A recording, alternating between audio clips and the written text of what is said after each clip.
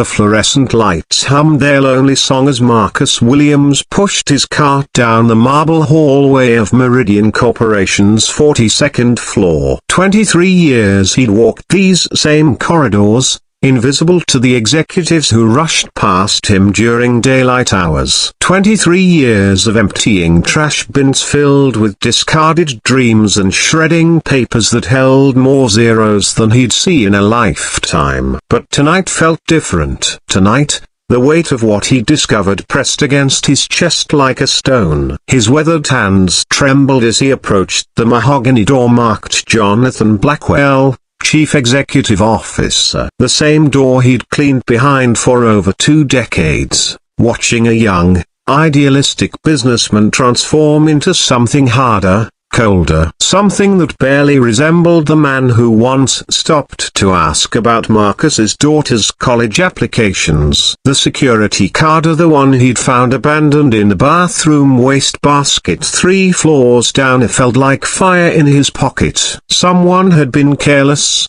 perhaps deliberately so. Marcus had almost thrown it away with the rest of the trash, but something had stopped him. Maybe it was the memory of his late wife's voice, always telling him that God puts opportunities in front of us for a reason. Maybe it was the letter from the bank that morning, stamped with ugly red letters, "Final notice." Or maybe it was the face of little Emma Rodriguez from the 3rd floor, the accounts payable clerk who'd been crying in the break room yesterday, whispering into her phone about how she couldn't afford her insulin anymore.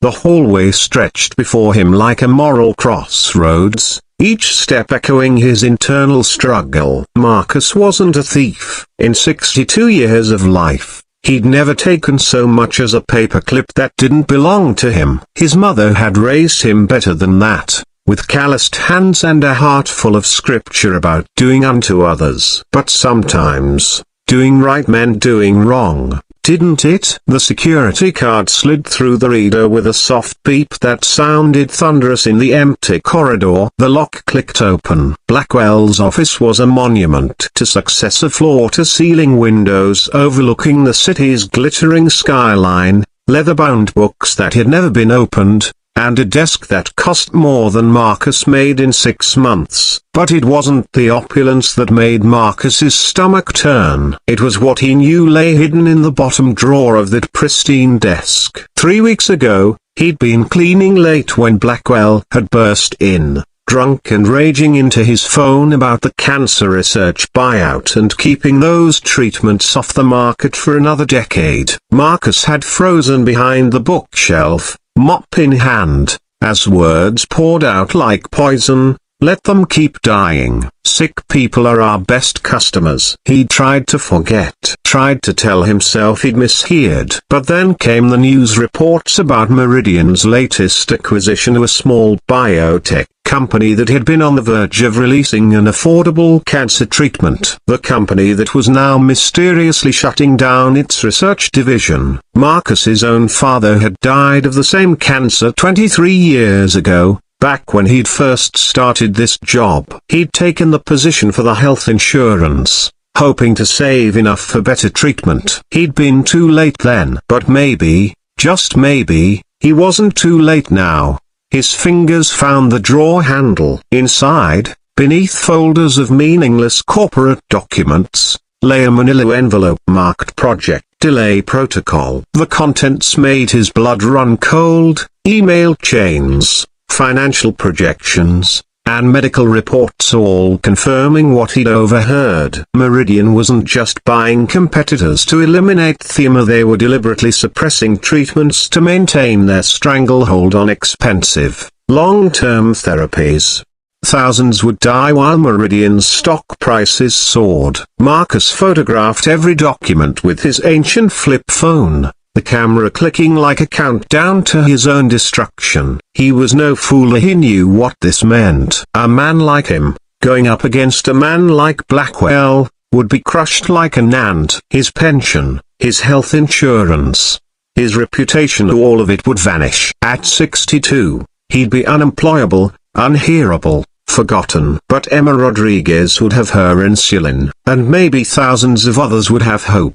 The last document was a handwritten note in Blackwell's distinctive scrawl. Delay FDA submission indefinitely. Patient mortality projections acceptable for quarterly targets. Acceptable. Marcus closed his eyes and saw his father's face in those final days. The way hope had faded from his eyes like light from a dying bulb. He saw Emma's tears. He saw thousands of faces he'd never meet, families he'd never know, all hanging in the balance of this moment. His phone buzzed. A text from his daughter Sarah in California. Dad, I know money's tight, but could you help with Tommy's medical bills? The treatments are so expensive. His grandson, his beautiful, bright grandson who reminded him so much of his father. Marcus slipped the security card into the envelope with the copies and sealed it. On the front, he wrote in his careful handwriting, Mr. Blackwell, this file could end you. It could also save them. Choose wisely. A friend who still believes you. Remember who you used to be. The next morning, Blackwell would find the envelope on his desk. By afternoon, the FBI would receive anonymous copies of every document. By evening, news outlets across the country would be leading with the story. But right now, Marcus Williams simply locked the drawer, straightened the office, and pushed his cart toward the elevator. His reflection in the polished metal doors showed a man transformed not by what he'd taken, but by what he'd given. His job, his security, his comfortable invisibility are all sacrificed for strangers who would never know his name. As the elevator descended through the sleeping city, Marcus felt something he hadn't experienced in 23 years of cleaning up after other people's ambitions. He felt clean.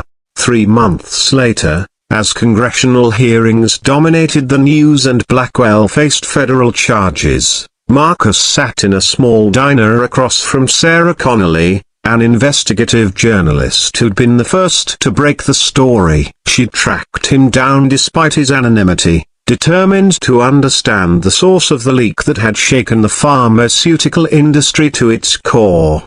Why? She asked, notebook forgotten on the table between them. Why risk everything for people you'd never meet? Marcus stirred his coffee slowly, watching the steam rise like prayers. My daddy used to say that we're all just walking each other home. Sometimes the path gets dark, and somebody needs to carry the light. Outside the diner window, Emma Rodriguez walked past, healthy and smiling, her children skipping beside her. She didn't recognize the elderly man who'd saved her life, but Marcus didn't need her to. Some kindnesses were meant to remain invisible, known only to the giver, and the infinite mathematics of compassion that somehow always balanced the books. The next week, Marcus started volunteering at the community center, teaching literacy to adults who'd been forgotten by a system that moved too fast to notice them. His pension was gone, but his purpose had never been clearer. In losing everything he thought mattered, he'd found the only thing that actually did: the radical, revolutionary power of choosing love over fear, others over self, light over darkness. And somewhere in the city, thousands of people would live to see another sunrise, never knowing that their tomorrow had been purchased by a janitor's midnight courage.